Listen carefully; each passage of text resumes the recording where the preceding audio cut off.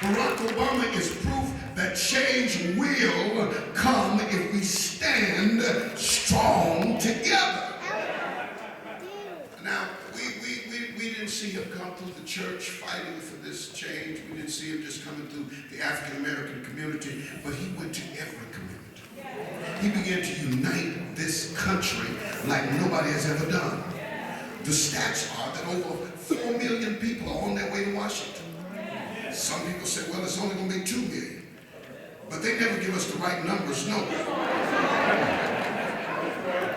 you might as well hear me.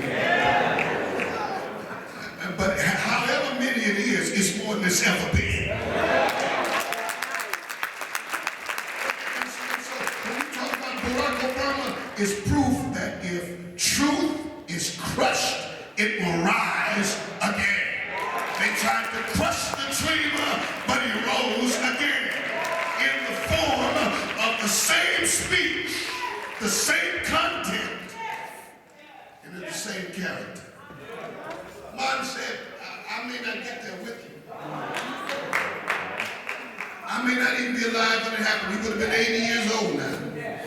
But he said, but we as a people will get to the promised land.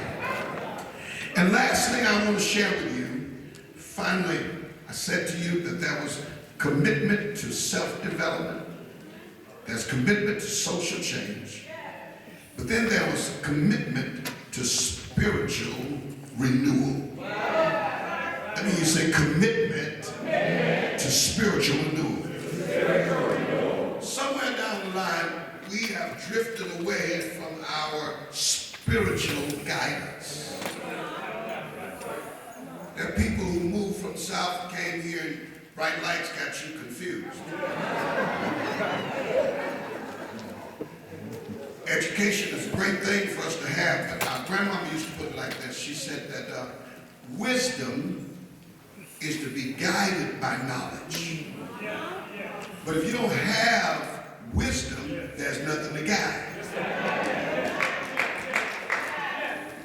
So as we learn and as we matriculate through school, we've got to also have, here's what you need, a little mother wit. Some common sense. So what we're putting in the White House is somebody who's making common sense. All of the things that we've been hearing from our past administration just didn't make good sense. And so when we talk about spiritual renewal, we talk about Martin had what we call great faith for the good fight. Martin had great faith. Martin was a man of faith. He was a preacher. He was a pastor. We've forgotten that it started in the basement of churches where we got our schools from. The challenge each Sunday to have the audacity to hold came from the church. The pastors who helped raise money through mothers and fathers just giving a little money here and there to send school to children to college and to keep the schools open started at the church. So to fight these changes today seems a little strange. He fought the good fight, and Hebrews says, now faith is the substance of things hoped for. It is the evidence of things not seen. And so we got to keep fighting the good fight of faith. Secondly, his strength came from a place called Ebenezer. The church that he grew up in, the church that he was with, and the place of the city was Atlanta, Georgia.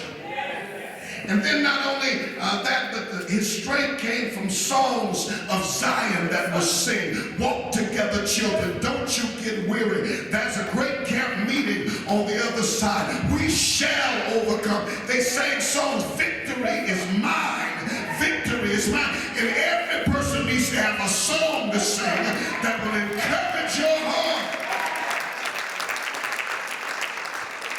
Spiritual renewal is necessary. I know you say, I don't have to go to church, I don't need all that. Yes, you do. Yes, you do. I know you say I'm the same man, just like that preacher, put my pants on the same way you do. No, you don't. put them on to be able to get up and challenge people who don't want to be challenged. Yes. Move people from complacency into activism. We have to move people into doing something rather than talking about those of us who are doing something. It's a challenge. Spiritual renewal is that before he ever said, I have a dream, he said, I have a God. Yes, sir. Before he ever said, I have a dream, he says, I have a God. And until you acknowledge God, you're going to be lacking in areas that you cannot even explain.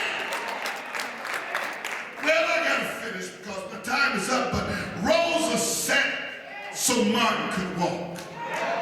Martin walked so Barack could run. Barack ran so our children can fly. Martin Luther King was an activist. He led the Montgomery boycott. He marched to integrate the businesses in Birmingham. He marched for the right to vote in Selma to Montgomery. He came to Chicago and marched for fair housing. He led the Civil Rights March in Washington, D.C. He spoke out against the Vietnam War in Riverside Church of New York. He marched against garbage work for garbage workers in Memphis, Tennessee for better wages. The results of his activist movements